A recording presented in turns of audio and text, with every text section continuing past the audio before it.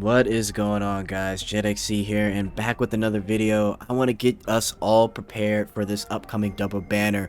We know that SSR Enya is coming, and she will be free, and SSR Cherno. We don't know anything about their abilities, but hey, we know that they're basically two top-tier looking waifu characters, and we get the big booba one for free. So, a lot of fans of Enya will be happy about that, right? Now, we still have some banners going on currently, and I wanted to talk about, before you get into the upcoming banners, is it worth pulling for these last two rerun units, right? We have Acacia and we have Moxer. Now, let's just kind of go over, I'll kind of show you what I have as a very casual player. I've only really spent money on skins, nothing else. So, you know, I've kind of grinded. I'm able to get through just about all the content.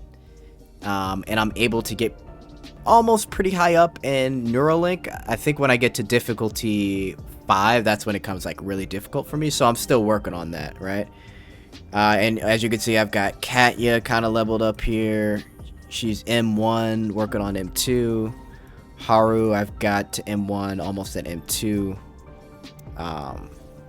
Working on my life as well. She's pretty up there, almost at M1. Finny, I should have upgraded. I just have kind of been skipping her because I don't know. I've been kind of enjoying some other characters. And same thing with Cheching, I got to get her up too. I can easily upgrade her to about 1,000 power points, but I just haven't because I've been having fun with Katya, Haru, and Tess here. Tess is more of my support, so I haven't really invested too much into her. So as you can see, I really don't have that many support units. I just rolled a Freesia, so I'll look into leveling her up, but she's my first true like support besides Tess, right? So it just goes to show that you can actually get through this game with honestly the characters that you have. I mean, to be honest, healing in this game really isn't needed like that. Typically characters that buff you like Tess, and even like Finny, right? She can buff your character with attack speed and such. That's really all you need. And if you can just do a ton of damage, I think that's really all that matters, guys. So with that being said, if you're trying to save, I would say go ahead and save. But if you want a support character between Moxer and Acacia, I would personally recommend Acacia, right? Now, again, I don't want to kind of bore you guys with the skills and abilities, but I do implore you to read them. But I will say the reason I advise for Acacia is because she helps with the overall field of opponents that you're going through, waves of enemy units that you're going through, by decreasing speed, by also like I said, decreasing movement speed, doing extra damage by decreasing resistance of all types.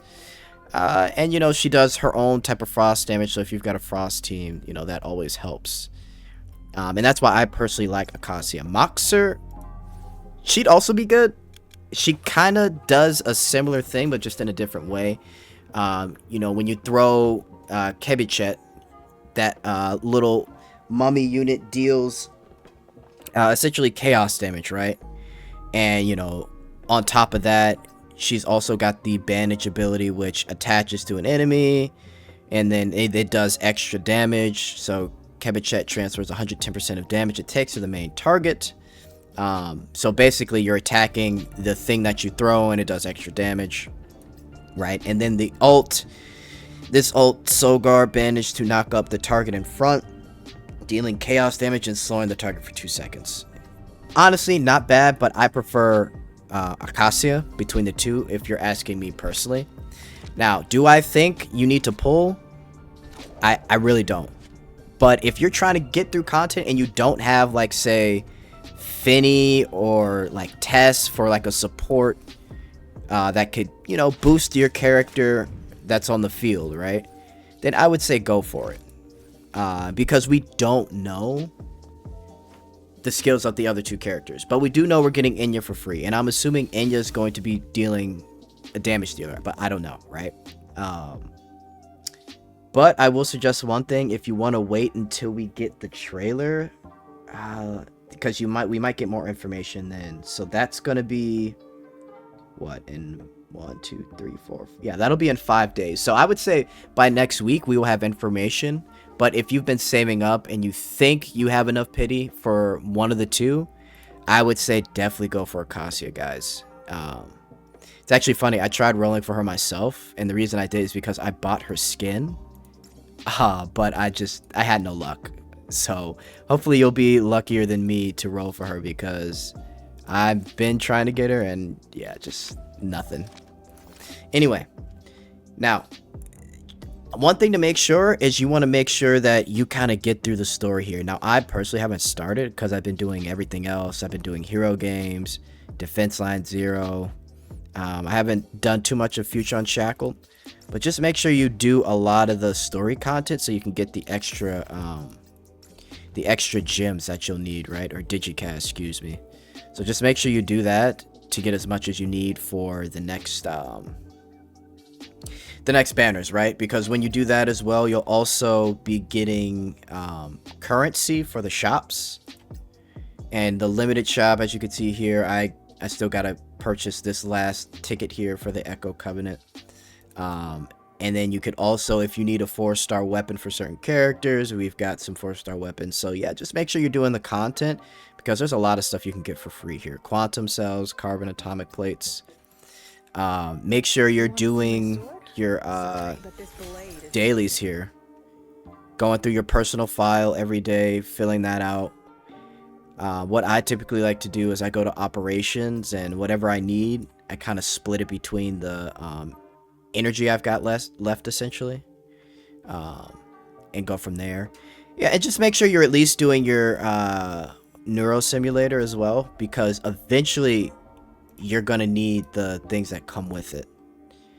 So yeah, just make sure you're doing that. But yeah, guys, that's kind of what I wanted to go through. Just make sure you do everything to prepare.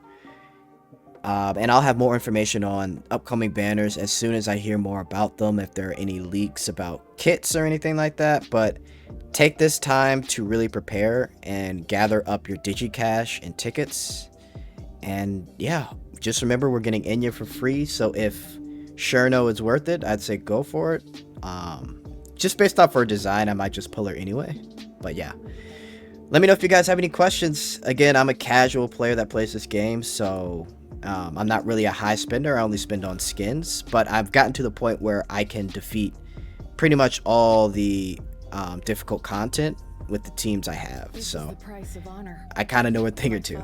But yeah, guys, I'll talk to you later.